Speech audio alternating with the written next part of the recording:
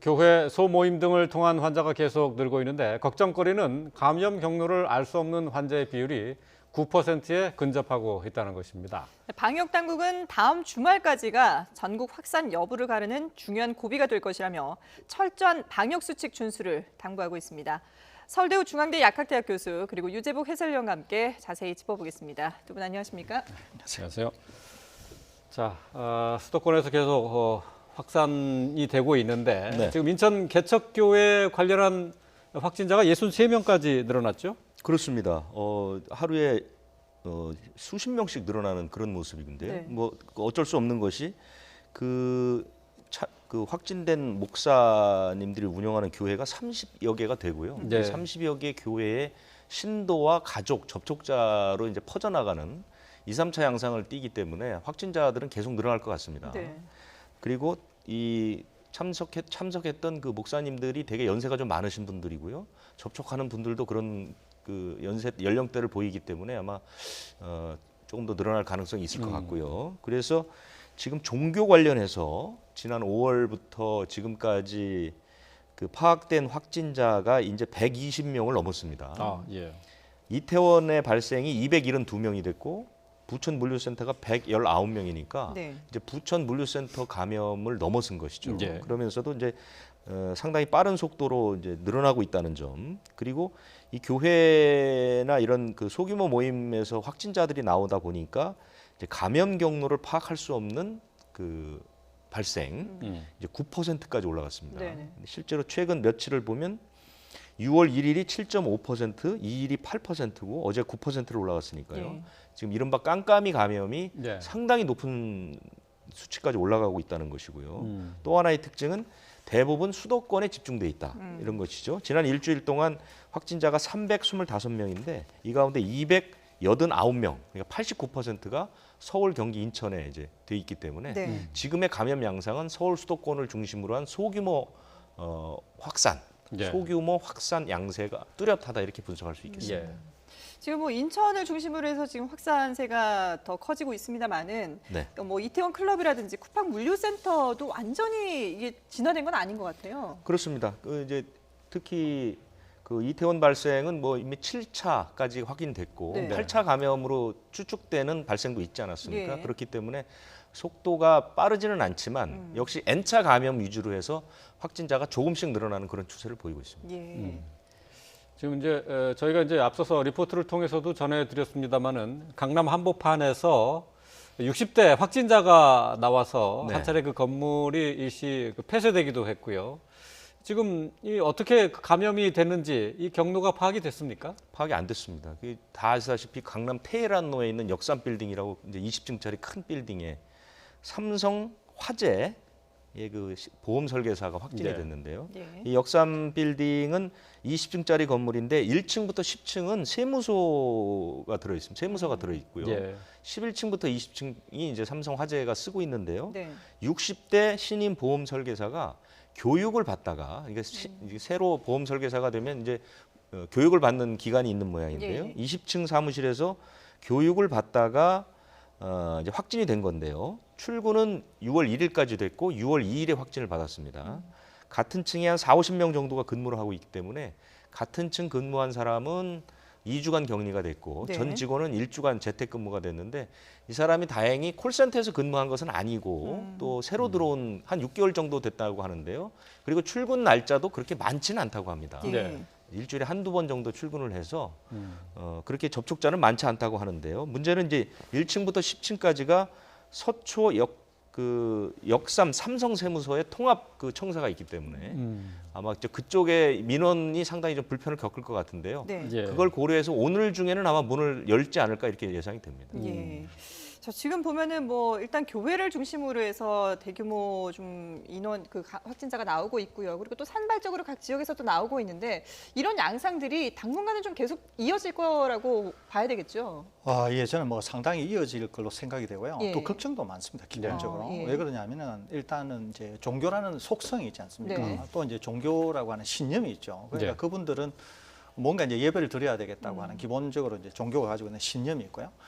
대규모 교회는 아니지만은 이제 주로 중소형 작은 네네. 교회 또 특히 우리가 주목해 봐야 되는 것은 소규모 종교 모임, 335 모이는 이런 소규모 이제 종교 모임이 문제가 되고 있는 거죠. 예. 근데 더 중요한 게 있습니다. 그것은 뭐냐면 지금 이미 지역 사회 내에 우리가 모르는 상당한 전파가 존재하는 것으로 보입니다. 그래요? 그렇기 때문에 곳곳에서 지금 터져 나오는 것들이 감염원과 감염 경로를 모르는 것들이 많다는 네네. 거죠. 그것은 이제 지역 사회 내에 많이 이제 퍼져 있다고 하는 얘기들이거든요. 그렇기 때문에 향후에도 언제나 지금 우리가 보고 있는 것과 같은 것이 환경만 조성된다고 하면은 안 터져 나오는 게 이상할 정도로 네. 지금 그런 상황이 우리가 처한 상황이다 이렇게 볼 수 있는 것이거든요. 그러니까 지금 비단 종교의 문제뿐만 아니라 다양한 형태의 밀집된 시설, 고위험 시설은 상당히 주의를 기울여야 될 그런 상황이 있지 않나 이렇게 생각이 됩니다. 예. 예, 알겠습니다. 자, 지금 뭐 말씀을 듣는 동안에 속보가 들어왔는데요. 지금 어제 확진자 수가 들어왔죠? 네네 그렇습니다. 어제는 39명이 새로 늘었습니다. 네. 39명이 늘어서 11,629명이 됐고요. 39명 가운데 6명이 해외 유입이고요. 예. 이제 이 6명 가운데 2명이 공항 검역, 4명이 지역 발생입니다. 그리고 순수 국내 발생은 33명인데요. 서울, 인천, 경기 이 세 곳에서만 발생을 했습니다. 완치된 분은 32명이 늘어서 1,499명, 사망자는 늘지 않았습니다. 네. 서울이 14명 가운데 13명이 지역 발생이고요. 1명이 해외 유입입니다. 인천은 7명, 경기가 15명이 발생했는데 이 가운데 13명이 국내 발생입니다. 네.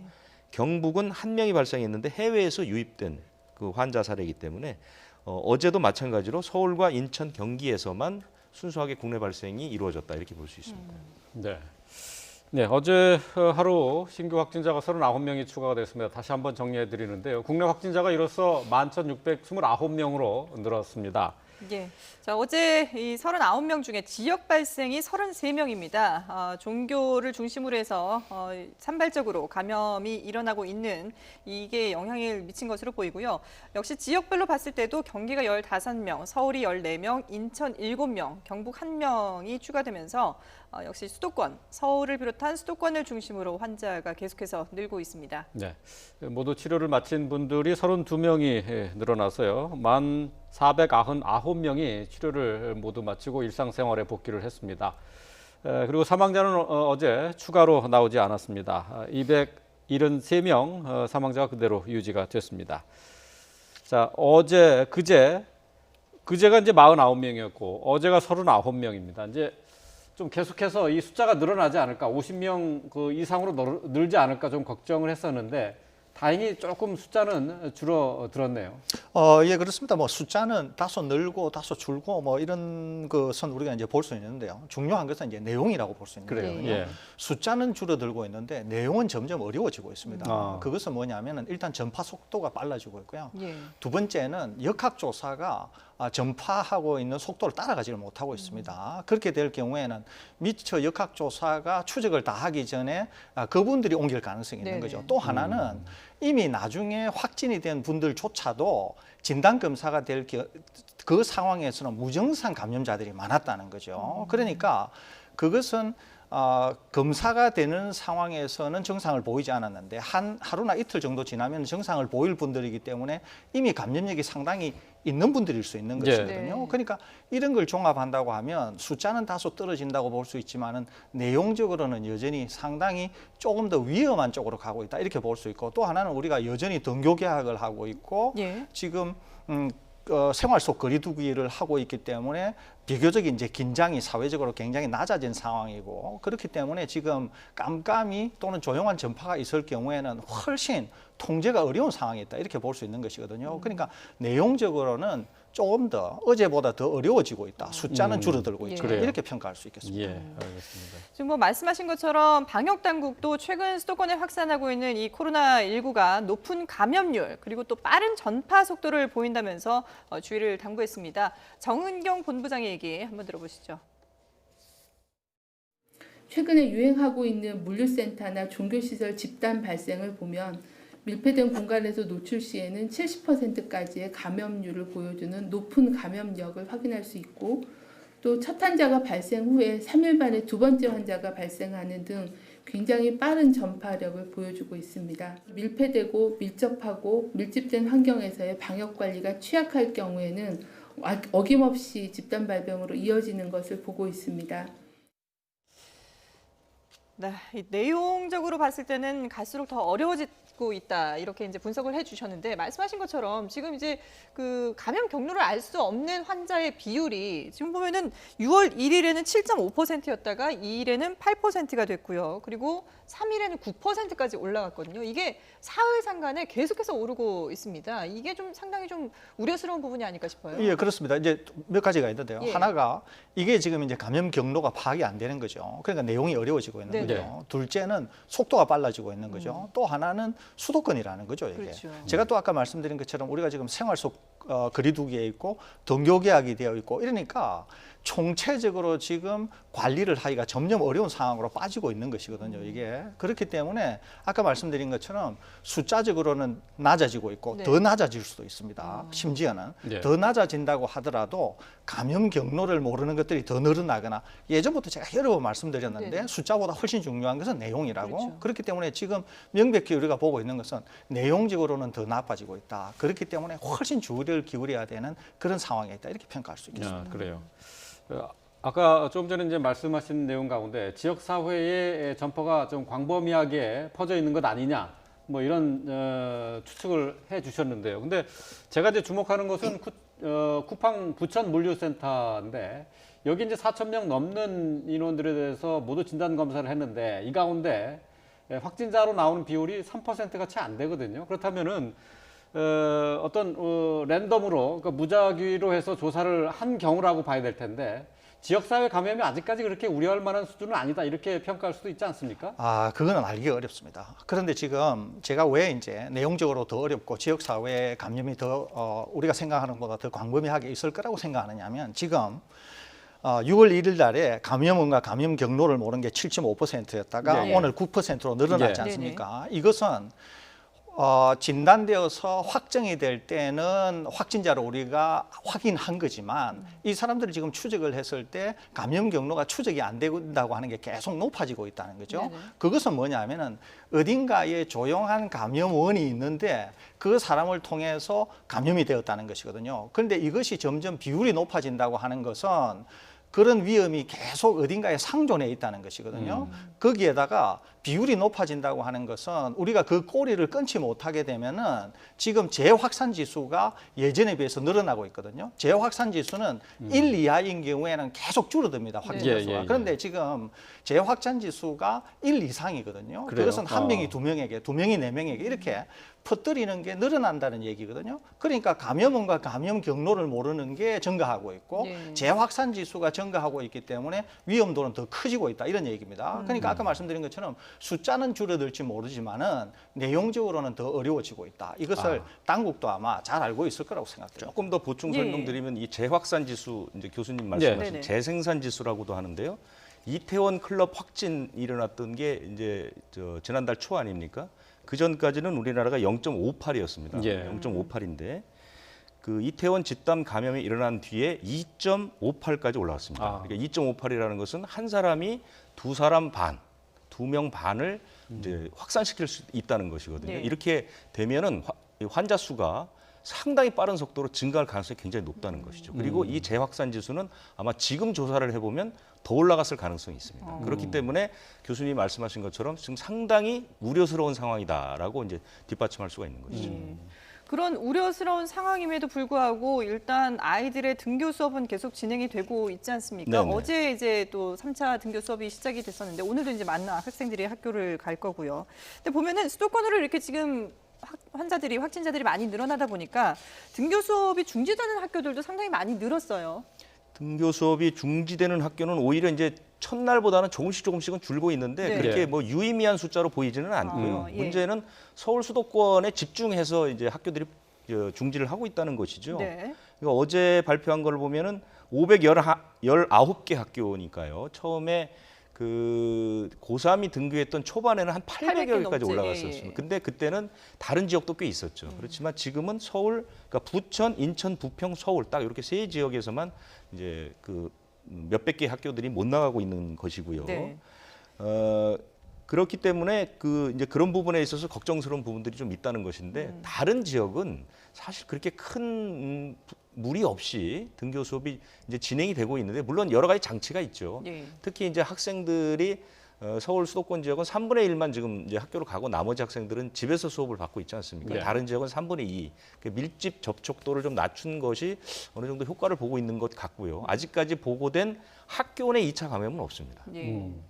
바로 이제 지금 말씀하신 학교 내 2차 감염이 없다는 것이 이제 교육부가 지금 등교 수업을 계속 진행하는 이유가 되고 있는데요. 네. 그 앞으로도 이게 계속 유지될 수 있을지 학부모들이 좀 걱정하는 부분 아니겠습니까? 그렇죠. 학부모들은 뭐 걱정하고 있고 또 많은 전문가들은 학교 내에 발생은 필연적으로 있을 수밖에 없다라고 얘기를 합니다. 왜냐하면 네. 뭐 지역 사회에 상당히 광범위하게 전파가 돼 있고 어쨌든 학교 내에서 학생이 발생이 하는 경우는 뭐 반드시 있을 것 같은데 문제는 네. 그것이 얼마나 넓게 퍼질 것이냐의 문제 그리고 그것을 퍼지지 않게 학교 당국에서 얼마나 막는 데 대한 훈련들이 돼 있느냐 네. 어떤 체계들이 잘 갖춰져 있느냐 그리고 지금 기왕에 갖춰준 체계들이 얼마나 효율적으로 작동하느냐 이것이 관건이 될 것으로 보이는데 네. 어쨌든 발생을 막기는 사실상 좀 어렵지 않을까 이런 생각이 네. 듭니다. 방역 당국에서 이제 18세 이하의 확진자 분석 결과가 나온 게 있는데요. 그걸 좀 보면서 얘기를 좀 더 이어가도록 하겠습니다. 지금 보니까 이제 18세 이하 확진자 같은 경우에는 학교에서 감염된 경우는 아직까지 이제 없는 것으로 나와 있어요. 그렇습니다. 가족을 통해서 이제 감염이 됐다는 것 이거는 저희가 여러 차례 말씀드린 것처럼 집 안에서 식구들과 마스크를 쓰고 뭐 멀리 거리두기가 사실상 쉽지 않기 때문에 네. 가족 간 감염이 좀 많은 편이고요. 그 다음에 이제 학원 과외 이쪽입니다. 이 학원 과외 쪽은 지금 등교 수업을 확대하면서 교육 당국이 가장 신경을 쓰는 곳이거든요. 네. 그래서 사실은 뭐 학원 과외들은 여러 차례에 걸쳐서 현장 점검도 많이 나갔고요. 예. 그 다음이 이제 코인 노래방 뭐 아시는 것처럼 아이들이 그 학교를 마치면 가장 먼저 뭐 달려간다는 곳이 바로 이 코인 노래방하고 PC방인데요. 이런 식으로 지난달 한 40건 가운데 대부분이 가족 또는 학원 이렇게 이제 분포가 되어 있는 것이죠. 예.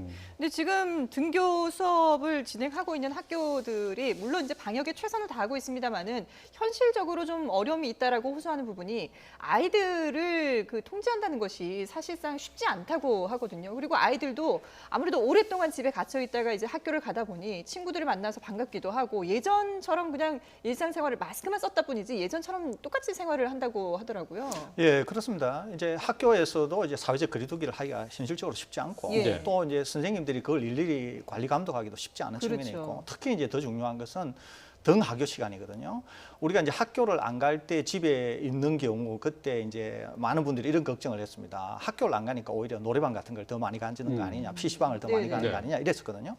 그런데 막상 등교 계약을 해보니까 친구들하고 어울려서 학교 시간에 학교를 하고 나서 더 많이 간다는 거죠. 이게. 네. 그러니까 이제 등하교에는 또 관리 책임자도 명확하지도 않고 관리도 안 되고 그러니까 이제 어려움이 있습니다. 이게 네네. 학교뿐만 아니라 이제 예. 등하교를 통해서도 그러니까 이제 우리 류 기자님 말씀하신 것처럼 지금 지역 사회에 감염이 상당히 많고 위험이 있기 때문에 언제든지 이제 학교로 갈 수가 있는 상황에서 지금까지는 학교 내에서 2차 전파는 없었다고 하더라도 이미 학생들이 가정에서 확진된 사례는 꽤 있는 것이거든요. 예. 그러니까 언제든지 누구를 통해서 학교 내에서도 전파가 일어날 가능성은 있다 이렇게 볼 수 있습니다. 네. 그런데 지금 이제 말씀하신 것처럼 학교 내에서의 관리나 등하교에서의 관리 이런 것들에 좀 어려움이 있기 때문에 이런 것들도 특별히 신경을 쓰지 않는 한에는 어떻게든지 학교 내에서 감염 확산은 일어나지 않을까 이렇게 예. 우려는 됩니다. 예.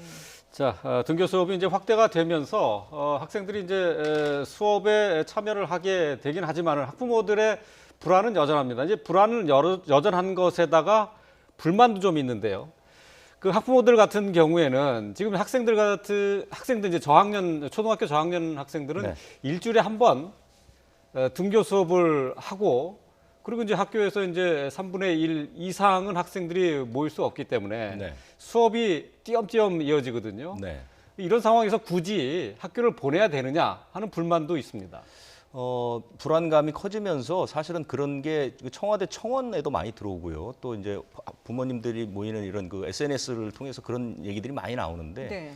그 부분은 저도 여기서 몇 차례 말씀드린 것 같은데 교육 당국에서 판단하는 것은 온라인 수업만으로는 수업의 질을 담보하기가 현실적으로 어렵다라는 그 학교 현장에 계신 분들의 목소리가 굉장히 많습니다. 예. 그리고 실제로 학생 또는 학부모를 대상으로 여러 차례 설문조사한 결과를 보면 온라인 수업이 대면 수업보다는 효율이 상당히 떨어지고 정상적인 수업을 하기가 쉽지 않다라는 여론들이 굉장히 많거든요. 그리고 또 하나는 마지막으로 말씀드릴 수 있는 거는 생활 속 거리 두기로 전환했을 때 가장 상징적인 조치가 등교 수업입니다. 네. 그렇기 때문에 교육 당국에서도 고육지책으로 현재의 상황을 유지하고 있다 이렇게 봐야 되는데요. 이것은 지금 근데 전체적으로 발생 상황 자체가 좋지 않은 쪽으로 가기 때문에 교육 당국이나 방역 당국도 이 부분에 대해서 고심을 상당히 많이 할 것으로 이렇게 보입니다. 네. 자, 지금 뭐 학교도 학교고 그리고 또 종교시설을 중심으로도 지금 계속해서 확진자들이 발생하고 있기 때문에 우려가 큰데요. 일단 방역당국은 이번 주말까지가 이 수도권 지역의 코로나 유행이 전국으로 확산될 수 있는지 여부를 가늠할 수 있는 시기라고 보고 있습니다. 각별히 수도권 거주자들에게 경각심을 당부했는데 한번 들어보시죠. 다음 주말까지가 수도권의 유행이 전국으로 확산될지 확인하게 되는 중요한 고비가 될 것입니다. 국민 한 분 한 분이 방역 수칙 준수에 잠시 느슨해진 순간 바이러스는 우리 곁에 아주 가까이 침투할 수 있습니다. 다음 주말까지는 가급적 각종 모임과 행사를 취소하거나 연기하고 집에 머물러 주시며 많은 사람들이 동시에 밀접하게 접촉할 가능성이 높은 음식점, PC방, 학원 등의 이용을 자제해 주실 것을 요청드립니다. 네, 방역 당국에서는 계속해서 이제 뭐 소모임 그리고 밀접 접촉을 피하라라고 당부를 했는데요. 근데 앞서서 이제 그 교회에서 발생한 경우들도 보면은 뭐 네. 신유 집회라고 해서 이렇게 소규모 모임이 이어졌기 때문에 여기서 감염이 일어난 게 아니겠습니까? 지금 그 화면이 있으면 참 좋은데요. 네. 조금 전에도 보면 앵커 뒤에 이제 사진을 보면 그 등불교회라는 간판이 있는데요. 네. 제가 화면이 준비되면 제가 좀 보여드리면 훨씬 네네. 이해가 쉬울 텐데요. 그 목사님 여러분이 만나서 이제 그 이른바 부흥회를 했다는 예.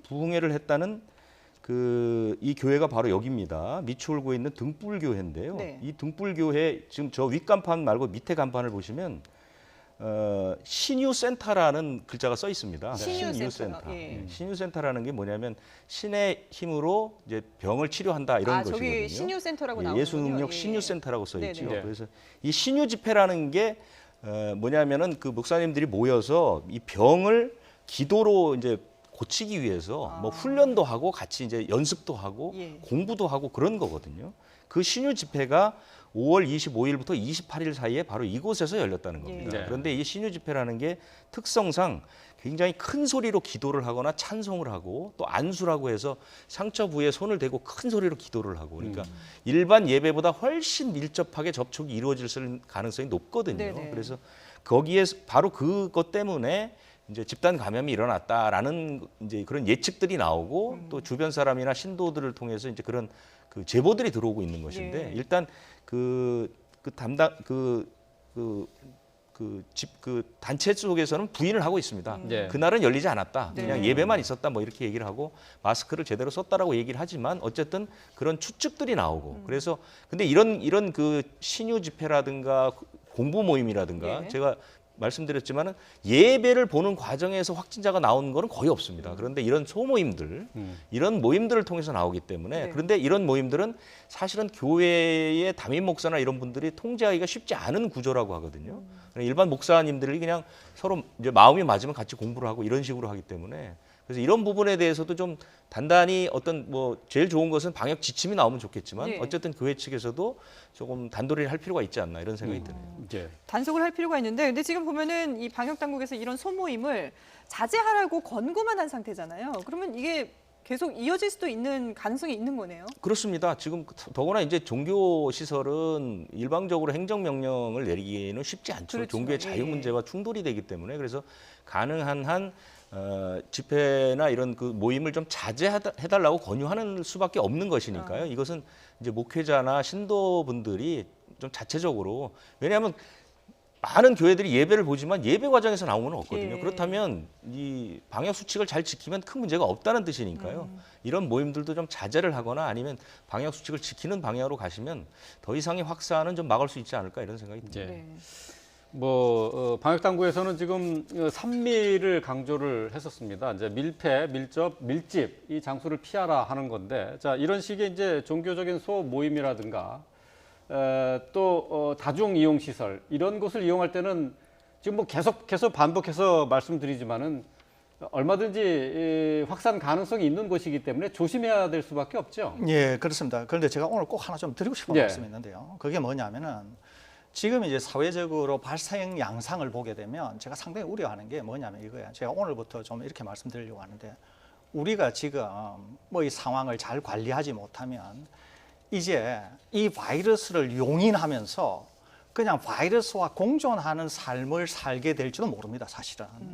그러니까 그냥 뭐 바이러스에 감염이 되어서 고위험군은 돌아가시고 젊은 사람들은 그냥 뭐 치료되고 하는 이런 식으로. 그러니까 자연 상황의 마치 그런 상황에서처럼 바이러스를 용인하면서 살아가야 될지도 모른다는 거예요. 그렇게 안 되려면 어떻게 돼야 되느냐 하면은 굉장히 우리가 주의도 하고 또 방역 당국도 노력을 기울여서 상당한 수준으로 바이러스를 떨어뜨려야 됩니다. 그래서 바이러스를 감시망 내로 완전히 가져와야 되는데 지금 전혀 그렇지를 못하다고 있다는 거죠.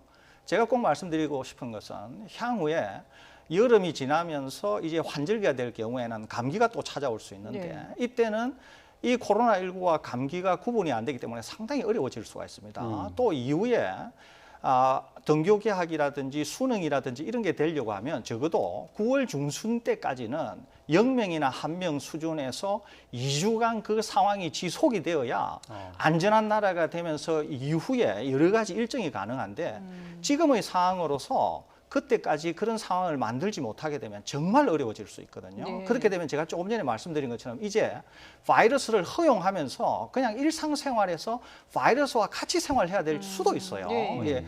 그렇기 때문에 지금 굉장히 전 국가적으로 주의를 기울여야 되는 그런 단계에 와 있다. 그런 위험한 구간에 와 있다. 그거 제가 꼭 말씀드립니다. 예.